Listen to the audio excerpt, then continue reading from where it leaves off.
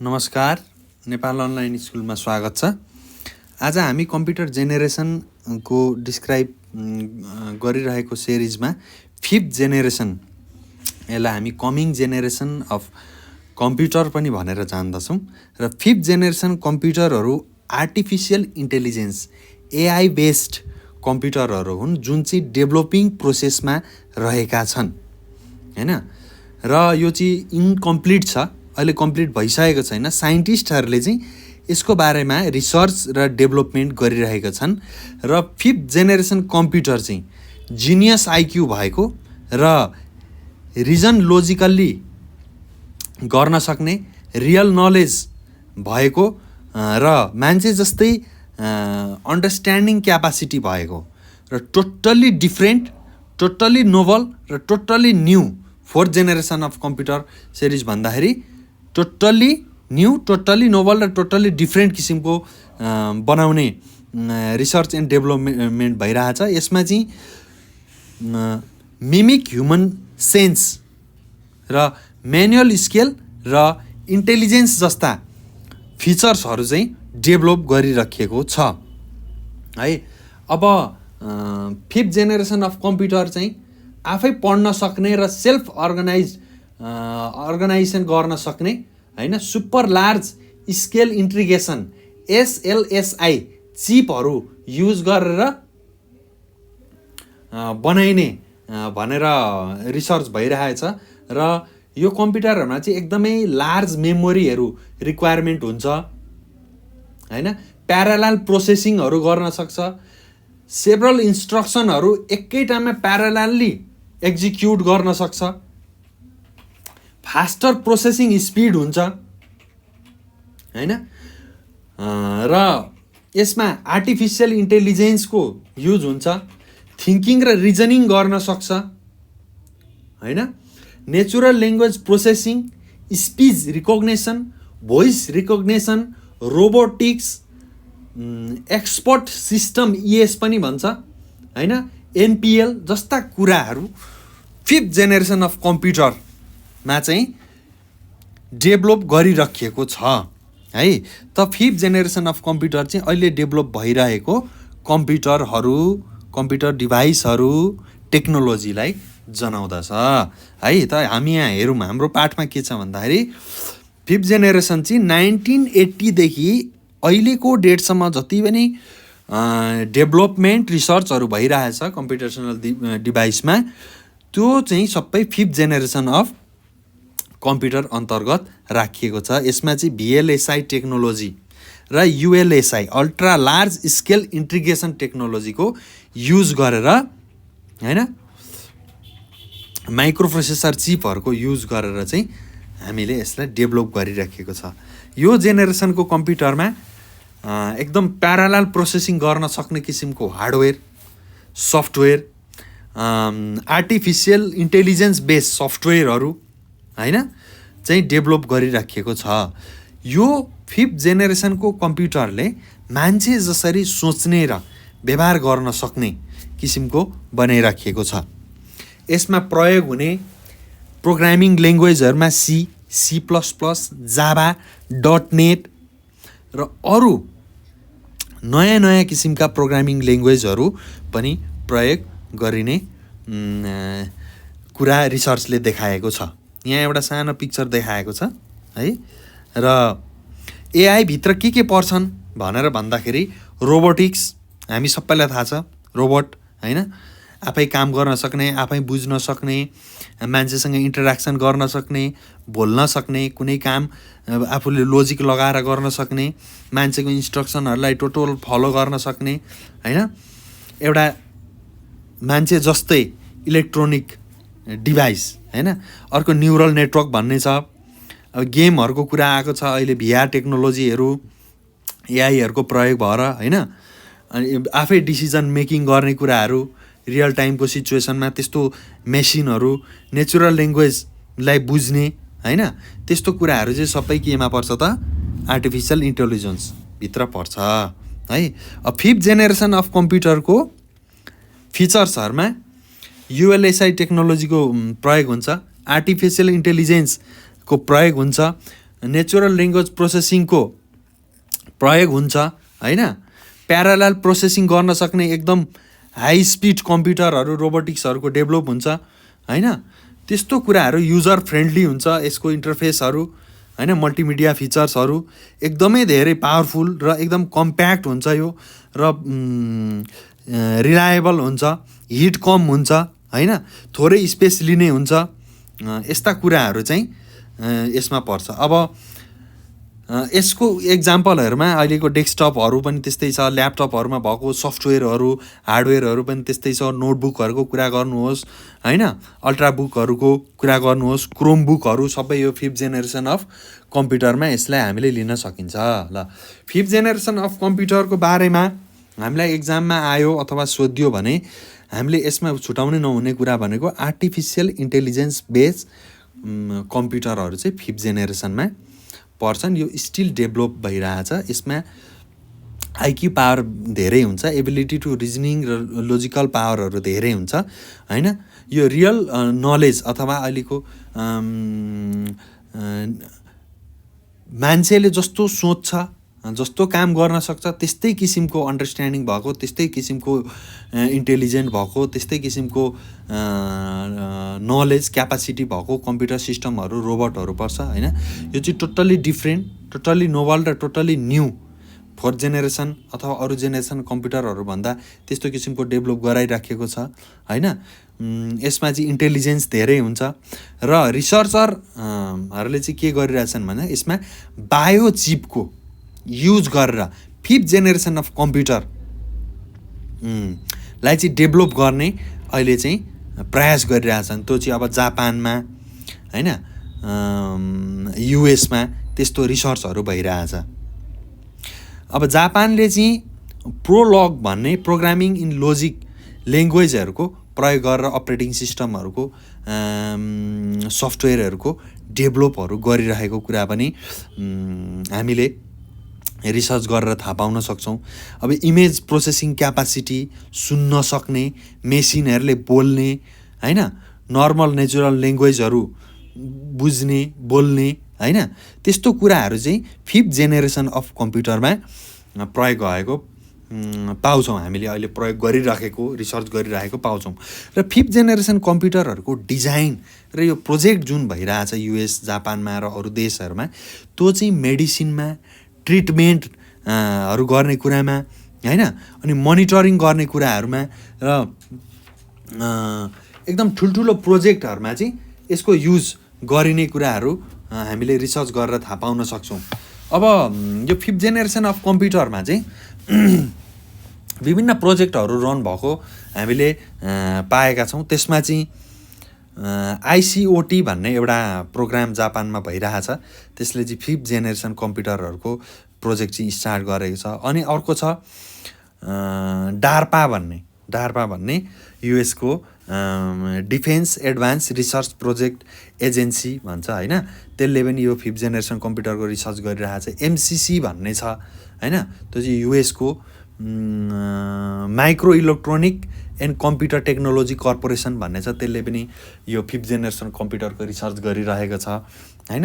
अब यो 5th जेनेरेसनको कम्प्युटरहरूमा भएको फिचरहरू हामीले अघि नै भनिसकेको छौँ थोरै हैन। यसमा युज हुने टेक्नोलोजीहरूमा इन्कर्पोरेट बायोचिप, अनि त्यसरी भेरी लार्ज स्केल इन्टिग्रेसन जसलाई VBLSI पनि भन्छौँ, र ultra large scale integration ULSI को पनि प्रयोग भइरहेको छ हैन। यो चाहिँ एकदम ठुल्ठुलो प्रोजेक्टहरू गर्न, क्याल्कुलेसनहरू गर्नको लागि प्रयोग गरिन्छ हैन। र यसमा बायोचिप्स को प्रयोग गरिने भनेर साइन्टिस्टहरूले भनेका छन्। यो आर्टिफिसियल इन्टेलिजेन्स बेस्ड कम्प्युटर हुन्छ हैन। नेचुरल ल्याङ्ग्वेजहरू यसमा युज हुन्छ प्रोग्रामहरू डेभलप गर्नको लागि हैन। र यसमा intelligent knowledge based system IKBS को प्रयोग हुन्छ भनेर भनिएको छ हैन। अर्को यसमा KIPS knowledge based information processing सिस्टमको पनि यो कम्प्युटरमा प्रयोग हुन्छ भनेर भनिएको छ। यसले चाहिँ एकदमै प्यारालल प्रोसेसिङ गर्न सक्छ, हजारौँ प्रोसेसिङहरू एकैचोटिमा गर्न सक्छ, त्यसको रिजल्टहरू दिन सक्छ, त्यसको मोनिटरिङ गर्न सक्छ, त्यसलाई कन्ट्रोल गर्न सक्छ हैन। र यसको अपरेटिङ स्पिड चाहिँ logical interface per second LIPS को आधारमा गर्छ यसको प्रोसेसिङ चाहिँ हैन। फेम्टोसेकेन्ड को रेन्ज भनेर त्यसलाई चाहिँ भनिएको छ हैन। फेम्टोसेकेन्ड रेन्जको आधारमा चाहिँ यसले चाहिँ त्यसको बेस्टमा चाहिँ एकदमै ह्युज प्रोसेसिङहरू गर्छ भनेर भनेको छ। र यसले हाइली कम्प्लेक्स प्रब्लमहरू सल्भ गर्ने र एकदम ग्रेट इन्टेलिजेन्स भएको र मान्छेहरूलाई पनि प्रब्लम सल्भ गर्न गाह्रो हुने प्रब्लमहरू यसले एकदम क्विकली सल्भ गर्छ भनेर पनि भनिएको छ। र यसको युज चाहिँ क्वान्टम कम्प्युटेसन, मोलिकुलर एन्ड न्यानो टेक्नोलोजीमा, मेडिकलमा, मिलिट्रीमा चाहिँ यसको युज हुन्छ भनेर भनिएको छ। र 5th जेनेरेसन कम्प्युटरको बारेमा हामीले पढ्यौँ। अब हामी थोरै पहिलेदेखिको रिभिजन गरौँ है। हामी के गरौँ त, पहिलेदेखिको रिभिजन गरौँ। हामीले कहाँदेखि पढेको थियौँ? 1st generation, 2nd generation, 3rd generation, 4th generation र 5th जेनेरेसन अफ कम्प्युटर सकेको छौँ है। अब 1st जेनेरेसन अफ कम्प्युटरमा युज हुने भनेको भ्याकुम ट्युब्स थियो, हो कि होइन? इलेक्ट्रोनिक डिभाइसको रूपमा 1st जेनेरेसनमा युज भ्याकुम ट्युबको युज गरिएको थियो। 2nd जेनेरेसनमा भ्याकुम ट्युबलाई हटाएर ट्रान्जिस्टरको युज गरिएको थियो। 3rd जेनेरेसनमा IC को युज गरिएको थियो। 4th जेनेरेसनमा माइक्रो प्रोसेसरको युज गरिएको थियो भने 5th जेनेरेसनमा बायोचिपको युज गरिएको थियो। अब 1st जेनेरेसनको कम्प्युटरको स्पिडको कुरा गर्दाखेरि मिली सेकेन्डमा थियो। 1st जेनेरेसनको कम्प्युटर केमा थियो त? मिली सेकेन्डमा थियो। 2nd जेनेरेसनको कम्प्युटर भने माइक्रो सेकेन्डमा थियो। 3rd जेनेरेसनको कम्प्युटर न्यानो सेकेन्डमा थियो। 4th जेनेरेसनको कम्प्युटर पिको सेकेन्डमा थियो। 5th जेनेरेसनको कम्प्युटर LIPS र फेम्टोसेकेन्ड भन्छ, FEMTO सेकेन्डमा चाहिँ के त यसको स्पिड छ। अब 1st जेनेरेसन कम्प्युटरमा प्राइमेरी मेमोरीमा के युज गरिएको थियो भन्दा म्याग्नेटिक कोर मेमोरी युज गरिएको थियो। 2nd जेनेरेसनमा म्याग्नेटिक कोर मेमोरी नै युज गरिएको थियो। 3rd जेनेरेसनमा सेमी कन्डक्टर मेमोरी युज गरिएको थियो भने 4th जेनेरेसनमा सेमी कन्डक्टर मेमोरी युज गरिएको थियो। र 5th जेनेरेसनमा अहिले रिसर्च एन्ड डेभलपमेन्ट भइरहेको छ। 1st जेनेरेसनको कम्प्युटरमा हामीले सेकेन्डरी मेमोरीको रूपमा punch card, paper tapes, magnetic tapes use गरिएको थियो। 2nd जेनेरेसनको कम्प्युटरमा हामीले सेकेन्डरी मेमोरीको रूपमा म्याग्नेटिक टेप्स, म्याग्नेटिक ड्रम्सहरूलाई युज गरेको थियौँ भने 3rd जेनेरेसनको कम्प्युटरमा magnetic disk, floppy disk, hard disk र म्याग्नेटिक टेपहरूको युज गरिएको थियो सेकेन्डरी मेमोरीको रूपमा। 4th जेनेरेसनमा हामीले सेकेन्डरी मेमोरीको रूपमा magnetic tape, magnetic and optical डिस्कहरू युज गरेको थियो। जस्तो त्यसमा हार्ड डिस्कहरू पर्छ, CD पर्छ, DVD पर्छ, पेन ड्राइभ पर्छ, मेमोरी कार्ड पर्छ हैन, त्यो गरिएको थियो 4th जेनेरेसनमा। अब न्यू टेक्नोलोजीको स्टोरेजहरू 5th जेनेरेसनमा रिसर्च भइरहेछ हैन। अब अहिले हामीले SSDहरू पनि युज गर्छौँ, अरू क्लाउड स्टोरेजहरू पनि युज गर्छौँ हैन। अब त्यसलाई मान्ने नमान्ने त्यसको बारेमा अहिले हाम्रो रिसर्च भइरहेछ। अब 1st जेनेरेसन कम्प्युटरको ल्याङ्ग्वेजहरूमा fully machine level language use गरेर गरिन्थ्यो भने 2nd जेनेरेसनको कम्प्युटरमा एसेम्ब्ली ल्याङ्ग्वेज र लिटल बिट हाई लेभल ल्याङ्ग्वेजको पनि प्रयोग गरिएको थियो। 3rd जेनेरेसन ल्याङ्ग्वेजमा हाई लेभल ल्याङ्ग्वेजको प्रयोग गरिएको थियो। 4th जेनेरेसन कम्प्युटरमा हाई लेभल ल्याङ्ग्वेज र 4th जेनेरेसन ल्याङ्ग्वेज भनेर भन्छ, 4GL भन्छ जसलाई, त्यसको प्रयोग गरिएको थियो भने 5th जेनेरेसनमा नेचुरल ल्याङ्ग्वेजको प्रयोग गरिएको छ। अब कस्टको कुरा गर्दाखेरि यहाँ एभरेज कस्ट भन्नुपर्ने हुन्छ। 1st जेनेरेसनको एकदमै धेरै महँगो थियो धेरै ठुलो धेरै ताप उत्पन्न गर्ने हैन अनि अपरेटरहरू चाहिने ठुलो स्केलमा हुनुपर्ने एसीहरू चाहिने भनेर हामीले पढेको थियौँ। त्यसको कस्ट चाहिँ $2.5 मिलियन अमेरिकन डलर भनेर भनिन्छ। सेकेन्ड जेनेरेसनको 250,000 अमेरिकन डलर। अब थर्ड जेनेरेसनको 25,000 अमेरिकन डलर। फोर्थ जेनेरेसनको कम्प्युटरलाई 2,500 अमेरिकन डलर र फिफ्थ जेनेरेसनकोलाई अब बन्निँदैछ, त्यही भएर यसलाई अहिले भन्न सकिन्न है। अब फर्स्ट जेनेरेसनको कम्प्युटर को साइज, इलेक्ट्रिकल कन्ज्युम्सन, हिट जेनेरेसनको कुरा गर्दा एकदमै धेरै इलेक्ट्रिकल कन्ज्युम्सन हुन्थ्यो, ठुलो साइजको थियो, हिट धेरै जेनेरेटेड हुन्थ्यो हैन, एकदमै धेरै। त्योभन्दा अलिक कम सेकेन्ड जेनेरेसनमा थियो। अब फर्स्ट र सेकेन्ड भन्दा अझै कम थर्डमा थियो हैन। फोर्थमा हुँदाखेरि एकदमै कम एसी नचाहिने भनेको छ, त्यही पिसीमै भएको फ्यानहरूले काम गर्ने हैन। अब फिफ्थको चाहिँ अब फ्यान विहीन पनि बनेको छ हैन। कति डिभाइसहरू हेर्नुहोस्, ट्याबहरू, मोबाइलहरू फ्यान विहीन बनेको छ नि त। त अब फिफ्थ जेनेरेसनको कम्प्युटरहरू डेफिनेटली यो हिट धेरै प्रड्युस नगर्ने, साइज सानो हुने, इलेक्ट्रिकल कन्ज्युम्सन कम गर्ने किसिमको डेफिनेटली हुन्छ है। अब स्पिड क्यापासिटीको कुरा गर्दाखेरि फर्स्ट जेनेरेसन कम्प्युटर त एकदमै स्लो, त्योभन्दा अलिकति फास्ट सेकेन्ड जेनेरेसन हैन, त्योभन्दा अझै फास्ट थर्ड जेनेरेसन। अब फोर्थ जेनेरेसनमा एकदमै फास्ट र यो फिफ्थ जेनेरेसनमा एक्सट्रिमली फास्ट हैन।